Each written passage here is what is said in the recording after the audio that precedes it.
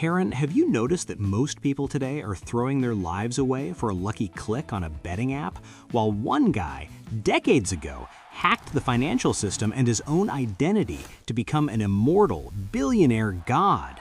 Today, we're going to reveal how David Bowie didn't just predict the bankruptcy of your mind, but how he used his weirdness to create a money-printing machine that still works today, even after his death. It's bizarre, Daniel. If you think Bowie was just a guy in makeup singing about space, you've been fooled by the surface and are missing the greatest lesson in mindset and leveraging in history. Stay until the end because we're going to give you the exact method he used to turn rejection into prosperity and how you can apply it today to stop being a slave to the algorithm and start being the master of your own empire, whatever it takes. Look, Karen, people today post a new filter on Instagram and think they've reinvented themselves. But David Bowie, the guy was the master of killing his own skin so he wouldn't become a museum of himself. He had such a bizarre mindset that at the height of Ziggy Stardust's success, he simply discarded the character in front of everyone, like a bye thanks to the ego, you know?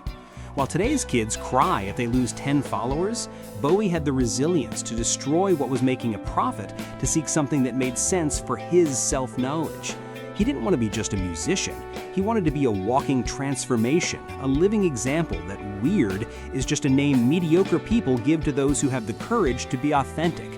If you want to understand this craze for changing skins, watch the movie The Man Who Fell to Earth or take a look at the Victoria and Albert Museum's archives. It's a slap in the face for anyone afraid to change their haircut. Well, Daniel, but let's agree it's easy to talk about changing skins when you have his talent, right? Today, Gen Z tries to do this with TikTok aesthetics, but they lack the focus and discipline David had to sustain the madness. He used creativity as a tool for progress, almost a profane spirituality where the altar was the stage. He didn't wait for anyone's permission to be weird, he simply enabled that version and let the world struggle to keep up. It's a stark contrast to those today seeking validation in dances, don't you think? Bowie was the algorithm itself. He dictated the trend while others were still trying to understand the manual. Daniel, do you think this crowd living on bets and easy gains today would have the stomach to handle his Berlin phase, eating peppers and drinking milk to find themselves again? Never, Karen. This bets crowd wants success in a snap. But Bowie knew that true earning comes from the initiation into the unknown, not from a click on a casino app disguised as a game. He had an aggressive optimism in his own vision, a long-term mindset that the swipe-up crowd can't even conceive. He took his own weirdness and turned it into a market icon, proving that being authentic is the greatest investment you can make in life. It's like Apple. Those guys don't just sell phones, they sell a think different that Bowie was already practicing before Steve Jobs dreamed of the first garage. He was the original empowerment, without needing a hashtag for it. Exactly. And speaking of investment, he didn't just stay in the field of ideas. The guy was so visionary that he turned his own career into real assets, while today people go into credit card debt to fake a life they don't have. He had the purpose of being the owner of his own narrative, something most content creators today give up in exchange for a cheap advertising contract. He used loneliness and isolation as a source of inspiration, not as a reason to post crying videos on stories. It's a silent leadership over oneself that's almost enviable. Indeed. And speaking of leadership, the way he led not just his own mind, but everyone's perception around him is what we need to analyze next. Because it's no use being a genius on the inside if you can't convince anyone to buy your madness on the outside, right? Karen, how did he manage to make everyone want a piece of this weirdo? Daniel, we need to talk about how Bowie was the master of persuasion without ever having to beg for attention. Nowadays, creators do any ridiculous dance for a click, but David, he simply showed up with a lightning bolt painted on his face and the whole world stopped. He had a non-verbal communication that was a punch to the gut of normalcy. He didn't sell music, he sold an enabling for people to be whoever they wanted to be. It's the same logic as Nike. They don't sell you a rubber shoe, they sell you just do it, the victory over yourself. Bowie was just be you, even if you changes every week. He used proactivity to anticipate what the audience needed before the audience even knew it. Has anyone seen the documentary Moonage Daydream? If not, stop everything and go watch it on Prime Video or Max. It's a masterclass in projecting leadership through image. Right, Karen, but what kills me is seeing this crowd today trying to be influencers without having a drop of the real empathy he had for the outcasts. He didn't play nice with luxury brands to get freebies. He created a collaboration with his audience that was almost religious. He practiced active listening of the streets, of the underground, and translated that into artistic growing. Meanwhile, people today are more worried about whether the Tiger game will pay the rent than about building a personality that survives the next system update.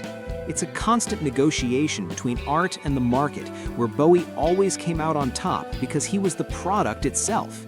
He wasn't a poster boy, he was the source of inspiration itself. Exactly. And he knew that in the creator economy, whoever has the attention has the money. But he didn't want the quick money from bets. He wanted the multiplication of his symbolic value. He used his influence to make possible dialogues that no one had the courage to have, like when he called out MTV in the 80s, asking why they didn't play videos by black artists. That's leadership with purpose, not just posting "Good morning, family" with a coffee in hand. He awakened empowerment in the public through contrast. It's what Tesla does today. It causes controversy, divides opinions, but no one can ignore it. You either love it or hate it, but you are talking about it. And that's where the followers' awakening comes in. Bowie didn't want an army of clones, he wanted a community of individuals. He gave permission for other people's weirdness. Today, if you disagree with a comma on Twitter, they already want to cancel you. Bowie was living cancellation and he loved it. He used the stimulus of controversy to generate progress. If he were alive today, he'd be laughing at this cheap political polarization on the internet, probably creating an NFT of a French fry and convincing everyone it's the new Mona Lisa. The guy was the king of social leveraging. For sure, he understood that the true income of an artist is how much he can stay rented in people's heads. He didn't just seek ephemeral success, he sought to be a timeless icon. And to do that, you need a mindset of iron and a boldness that few people have these days. But hey, Daniel, does being so changeable like that end up hurting the guy's character or integrity? How do we know who the real David was in the middle of so many masks? I think that's what we have to discuss when the subject is morals. Karen, what today's conservative crowd doesn't understand is that Bowie's integrity wasn't about being proper, but about being faithful to his own mutation. He had such a solid character that he didn't mind appearing contradictory. Today, people preach a facade of ethics on LinkedIn, but behind the scenes, everyone's trying to pull off a quick gain scam. Bowie was transparent in his opacity. He took on the responsibility to shock society so that the justice of individual freedom could exist. He didn't follow the herd's morals. He created his own rules of the game. It's like Patagonia. The brand says, "Don't buy this jacket if you don't need it." A transparency that glitches the system's head, but creates an indestructible brand personality. Bowie was the master of this reverse transparency. He showed everything, changing everything, to give nothing to the vultures. Well, Daniel, but then we enter a controversy. Isn't all this fluidity a way to escape real responsibility? Today we have the debate about gender identity and freedom of expression catching fire. Bowie was the pioneer in this, but he made art, not cheap Twitter activism. He had an artistic justice that gave a voice to the weird. But tell me one thing, Daniel. Do you think his chameleonic morals would survive today's cancellation court? Because today, if you change your mind about a post from 2010, they already call you a hypocrite. Bowie changed lives, drugs, countries, and sounds every 2 years, and we called it genius. Have we lost the ability to accept human transformation in favor of a rigid, boring morality? Absolutely, Karen. The world has become boring and cowardly. Bowie had the discipline to be free, which is the hardest thing there is. He didn't ask for permission to be inconsistent. His integrity was in his commitment to the progress of his soul, not to what the fan wanted to hear. Today, the content creator is a slave to the algorithm. Bowie made the algorithm a slave to him. He used his source of inspiration to challenge the status quo. And speaking of challenges, look at the bets controversy we mentioned. Guys sell a moral that you'll get rich fast, but it's a blatant lie that destroys families. Bowie sold the lie of the characters to give you the truth of life. It's an ethics of delivery, not extraction. What do you think, audience? Do you prefer an idol who lies the truth like Bowie, or these influencers who tell the truth to sell you lies in the comments? Touché, Daniel. Bowie had a purpose that went beyond his own belly button. He saw the sustainability of his name in the long run. He didn't want to be just a summer hit. He wanted to be a secular example. And for that, you need a character that can withstand the pressure of being hated for a while to be loved for eternity.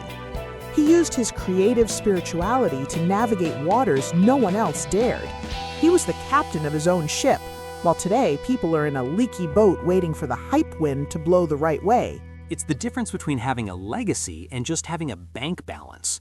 Bowie built an empire based on his moral independence. He owed nothing to anyone.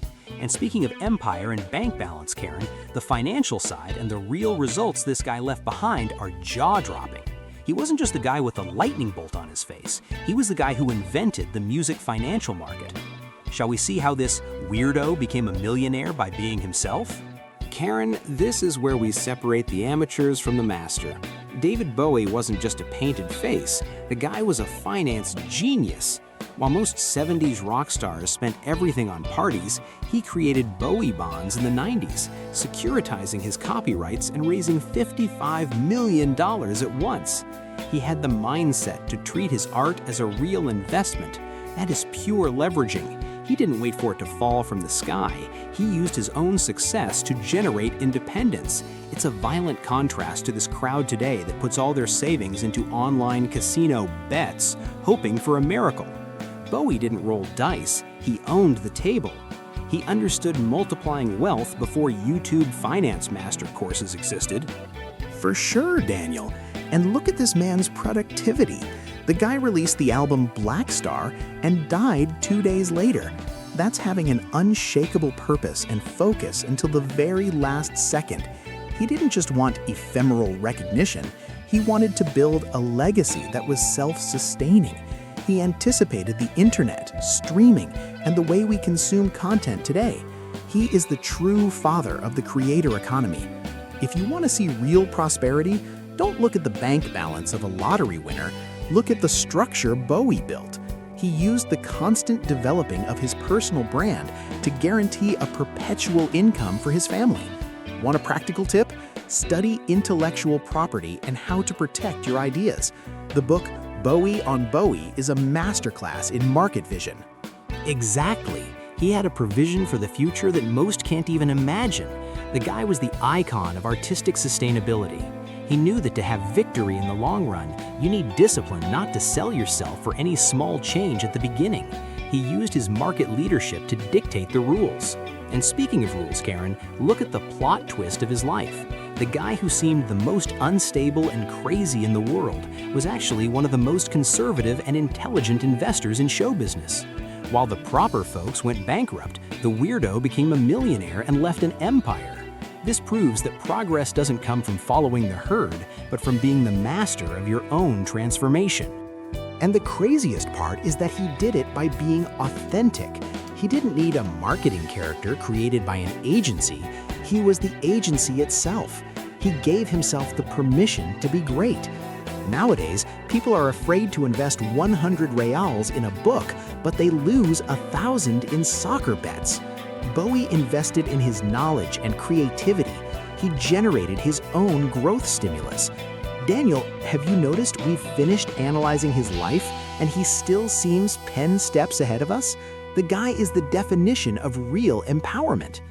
Total. He awakened the world to the fact that you can be whoever you want as long as you have the right mindset to monetize your essence. He didn't just seek material earning, but excellence in everything. He left an inexhaustible source of inspiration. Well, Karen, I think we've fully dissected the chameleon. What is our audience going to do with this knowledge now? Are they going to keep betting on the little tiger, or are they going to start investing in their own weirdness to create a legacy? So, the moral of the story is clear. Either you have the courage to kill your mediocre version every day, as Bowie did, or you will die just being a spectator of other people's lives. The guy turned weirdness into an empire of prosperity while you're there afraid to post a video and be judged by your aunt. How is your intrapersonal life going?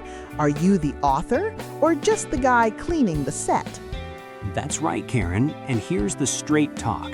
Stop procrastinating your transformation. Bowie didn't wait for the ideal moment, he created the moment. If you really want to change your results, start investing in your self-knowledge instead of wasting time with celebrity gossip or promises of easy money. By the way, comment below. If you could kill one characteristic of yours today to make room for a new persona, what would it be? I want to see who has the courage to be honest. Take this encouragement, subscribe to the channel, and turn on notifications, because if you miss the next video, you'll continue being an NPC in this game called life.